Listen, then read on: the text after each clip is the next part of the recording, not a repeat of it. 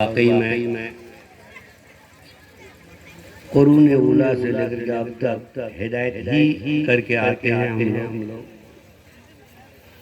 लेकिन हिदायत कोई कोई पाता है, सब कोई नहीं। 2020 में तकरीबन हमारे इस कब्रिस्तान में डांगी बस्ती के महल को छोड़कर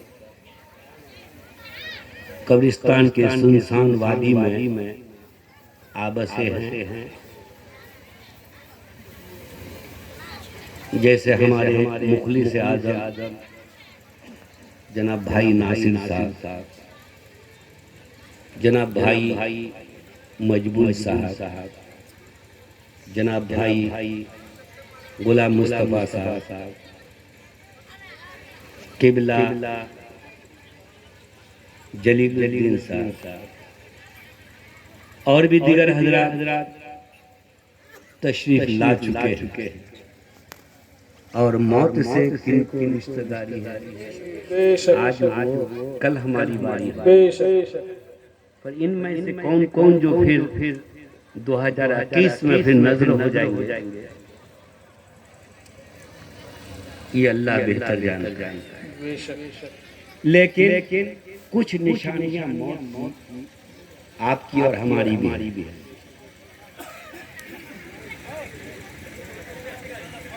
हजरत मूसा अलैहिस्सलाम से किसी ने पूछा कि मौत की निशानी क्या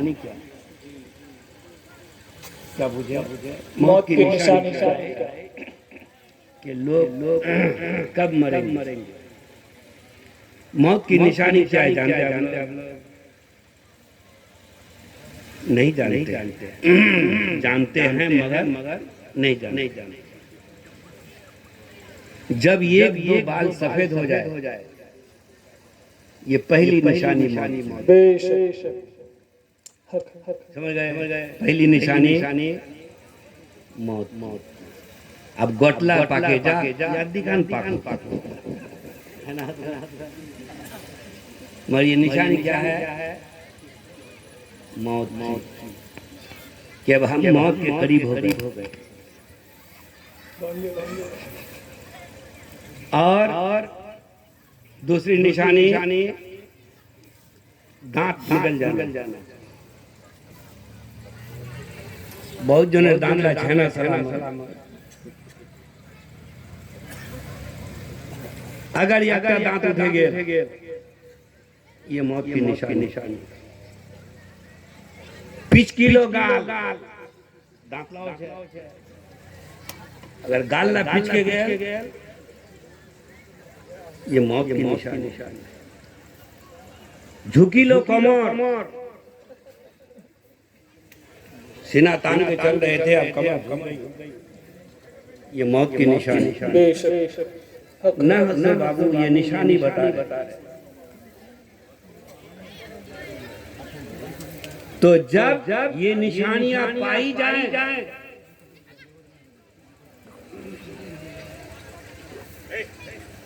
तो दुनिया की हिर्स हवस छोड़ दो। हिर्स हवस छोड़ दो और मकाम असली की तैयारी करो। मकाम असली की तैयारी करो। लेकिन जन हमार चूल पाकिल बैठक पढ़ाई दी दिल्ली। अब तो खमा से दूध अल्लाह से 3 का चीज बड़ा फायदा। सबसे पहले दूध, वार बार झूठ। ई दिनान चीज विचार करते तो वहां होंगे पैसा वाला बड़ा बिल्डिंग चलिया जे धरा इधर गाल्ला पोछ को देगा कोई ना हमर गाना कमा दे तो और छतर के हाथ दांतला दे उठे गए, पान लागे लगाया मुखा में छिटके बाहर भागे। वार बगल फाड़ आगे जाबे, लेकिन दांत उठे गए, मुरवा ठीक नहीं। पान लागे खाचा पकड़ करे कोटा पीपला छिटके छिटके निकले जो तो सर कपड़ा गंदा कर दीजिए लेकिन मौत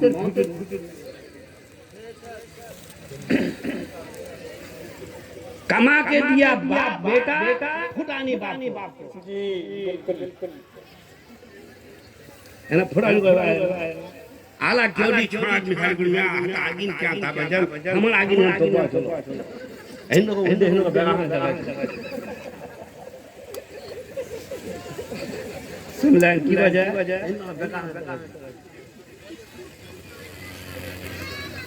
मालूम हो कि बात पर 80 मिनट बोझ पर क्या दी को मुखाल मार है आला मिसाल है तुम हाल मार देना हटा है और कुछ न समझोगे तो मिट जाओगे हिंदी मुसलमान बेशक न समझोगे तो मिट जाओगे हिंदी मुसलमान तुम्हारा दास्तान भी नहीं होगा दास्तान बेशक सुभान अल्लाह जितने भी चले गए आज उसका कोई दास्तान नहीं जी कोई दास्तान है क्या नहीं बिल्कुल अब आइए अभी हमारे मौलाना साहब ये बोर्ड लगा दिए हैं शहरे खामोशा का कुंडी जो ले बड़ा शहरे खामोशा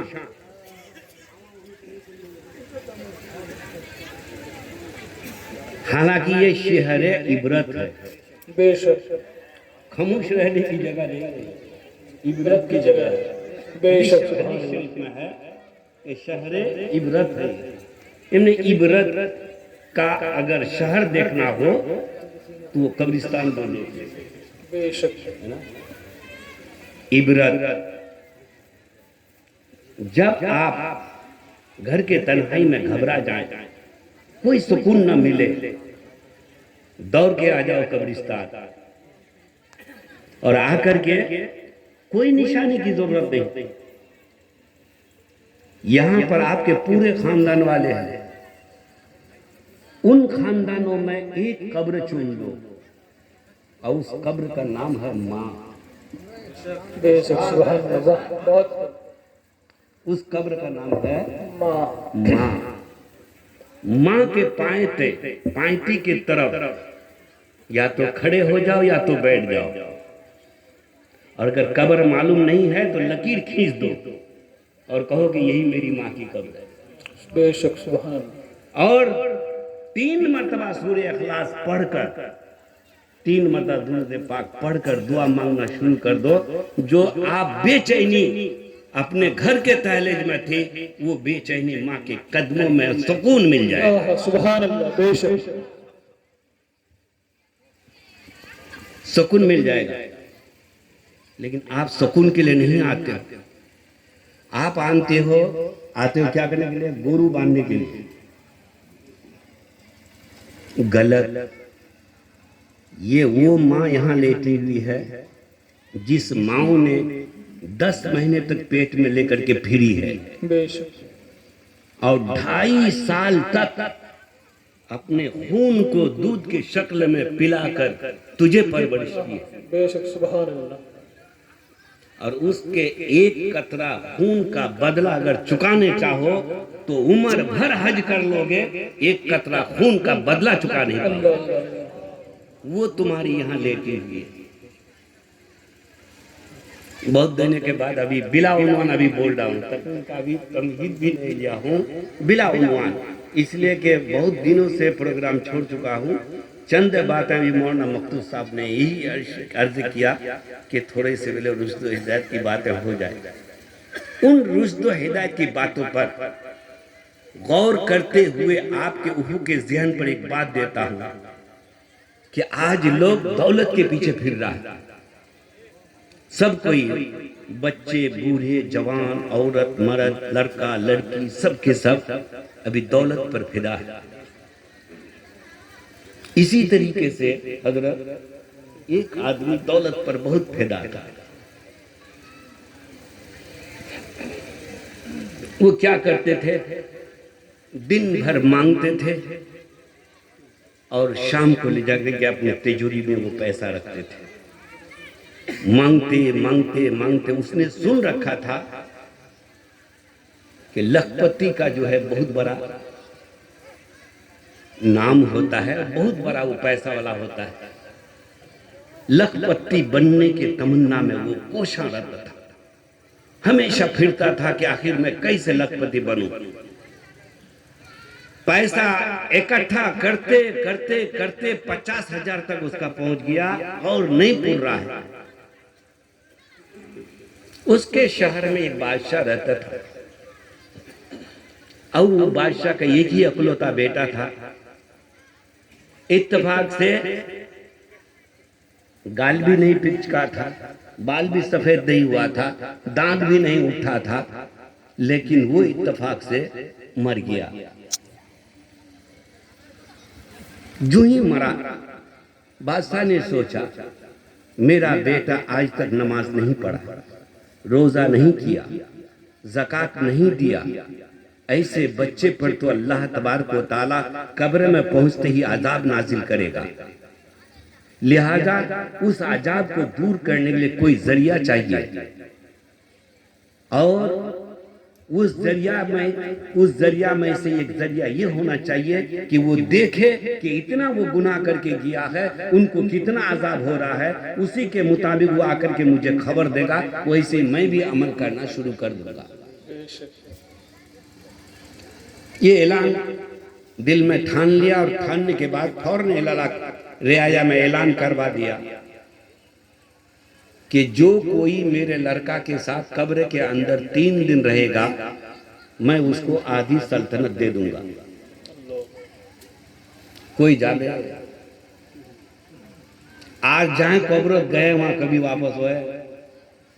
लेकिन ये लाखपति वाला आदमी बड़ा लालची था, तमन्ना थी इसको मैं कम से कम लाखपति तो बन जाऊं।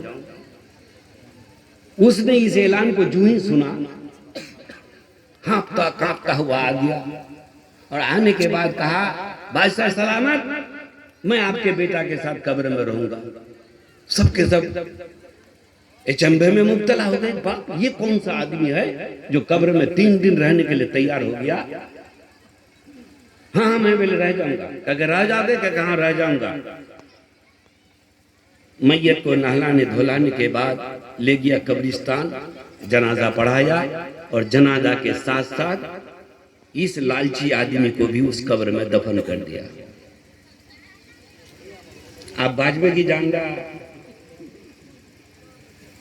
जो ही दफन हुआ ऊपर मिट्टी पड़ी, अब इसकी सांस फूलना शुरू हो गया।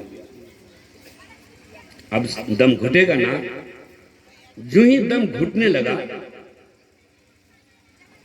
अचानक एक रास्ता नजर आया। वो कैसा रास्ता? देख रहे हैं कि ये 2 आदमी हाथों से नोचता हुआ आ रहा है, ऐसे करके नोचता हुआ आ रहा है। यह के अल्लाह समद नाखोते मी ओनु हता अभी से बाचुम कम न करे जतन घन आंगुल ला यार खाली और आंगुल लर बीचो जिदिन पड़े जो तुम्हें खदो।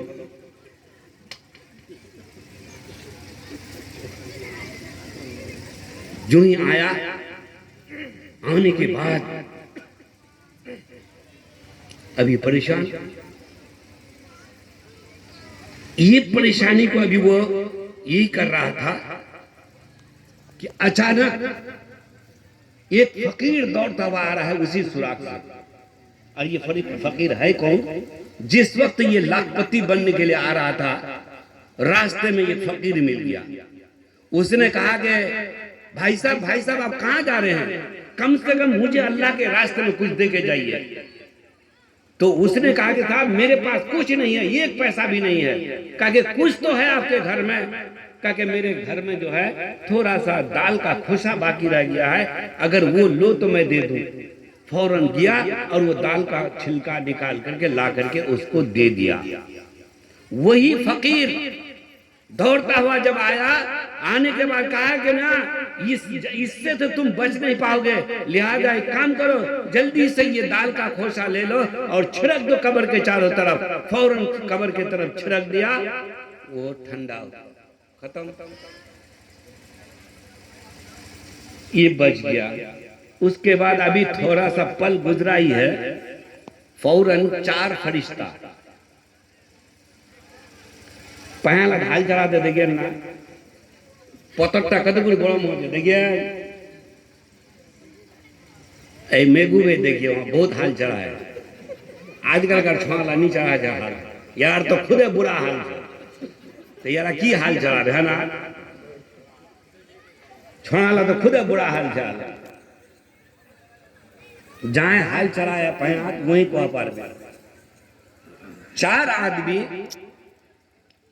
एक आग का बिस्तरा दौड़ता हुआ लाया है उसी सुराख से, और लाने के बाद फौरन क्या किया, उस लाश को उठाया और उसमें सुला दिया। और ये क्या किया, दीवार के साइड में दबक गया, और उसका जो आग का झुलसाना है उसको एकदम पूरा तपिश लग रही है, जल रहा है पीछे से। अब कह गए अल्लाह अब यहाँ कौन बचाएगा, उस वक्त थोड़ा सा दाल का छिड़का दिया था तो उससे तो बच गए, अब वो दाल का छिड़का तो खत्म, अब मैं कैसे बचूंगा। अल्लाह अल्लाह करने लगा, फिर वही फकीर दौड़ता हुआ आया, आने के बाद फिर वो दाल का छिड़का उसके हाथ में दिया, कह लो इसको छिड़क दो, जो ही छिड़क दिया आग का बिस्तरा खत्म। चढ़ा जा बोला दिरा होंगे। अब तेसरा एकटा सांप, अतंडी सांप उला सांप अभी देखन, उड़ा सांप जमीन खाना जुदी एक मरतबा डंक मारे दे तो हदीस शरीफ में है कि कयामत तक वो जमीन फसल नहीं उगा पाए, फसल नहीं उगा बेटा। वो सांप आ रहा है मुंह में आग लेकर के, अब वो जुए करीब आया, देख रहा है कि अल्लाह इसके जहर से कैसे बचेंगे, अल्लाह अब तू ही बचाने वाला है। 2 मरतबा वो फकीर तो मेरी मदद कर चुका है, अब तीसरे मरतबा मेरी कौन मदद करेगा, अल्लाह तेरे सिवा कोई मददगार नहीं। फिर वो फकीर उसी सुराख से आया, और आने के बाद फिर वही दाल का छिड़का उसके हाथ में दिया कि इसको छिड़क दो, सांप खत्म हो जाएगा। फौरन छिड़क दिया, सांप खत्म हो गया। इधर कब्र खोदने की आवाज आ रही है, धड़ाम से कब्र खोदा गया, इधर ये तो बेहोश, जो ही होश में आया इंजेक्शन वगैरह के जरिए से अब वहां ठहरा नहीं, दौड़ता हुआ गया घर में जो वो 50,000 रुपये रखा था, वो 50,000 रुपया निकाला, और निकालने के बाद गरीब और मिस्कीन में बांटता हुआ आया, सब बटा हुआ हो गया। उसके बाद बादशाह को कहा कि बादशाह सलामत, आपने जो मुझे इनाम देने चाहता पहले उसको दीजिए। कहा कि जाओ मैंने दे दिया, वो सारे के सारे गोरोबा में तकसीम कर दिया। उसके बाद बादशाह को कहा कि बादशाह सलामत, ये दुनिया कोई चीज नहीं है, मैंने वहां पर ये हाल देखा कि 3 अजाब तुम्हारे लड़के पर आया, और तीनों अजाब को मैंने जो रास्ते में एक मरतबा सिर्फ दाल का छिलका दिया था, उसी की बरकत से अल्लाह तबारक व तआला ने मुझे उस अजाब से बचाया है। लिहाजा तुम भी अपना सारे सल्तनत को खुदा के रास्ते में दान कर। समय इससे पता चला कि दुनिया में हम महल बना लें, जायदाद खरीद लें, सब बेकार है इनके नाम के देने पर। लिहाजा आपके और माँ बाप, हमारे माँ बाप बहुत गुनाहगार हैं और गुनाहों के तले दबे हुए आए हैं इस कब्रिस्तान में, ये मोहताज हैं। सुभान अल्लाह। हमारे भाई जहांगीर साहब 100 रुपए दिए हैं, अल्लाह फरमाए और उनके वालिदैन की मगफिरत फरमाए और जन्नतुल फिरदौस में जगह अता फरमाए, आमीन। डॉक्टर मुमताज साहब गंजाबाड़ी के, उन्होंने 100 रुपये दिए हैं, अल्लाह तबारक तआला उन्हें भी अज़्र अज़ीम अता फरमाए और उनके मुर्दाने किराम की मगफिरत फरमाए और जन्नत में आला से आला मकाम अता फरमाए। आइए आप लोग जरा जल्दी से उठिए, तकरीर फिर सुनाएंगे, ये थोड़ा सा हो जाए फिर उसके बाद आपको तकरीर सुनाते हैं। आज हम तकरीर सुनाने ही के मूड में हैं।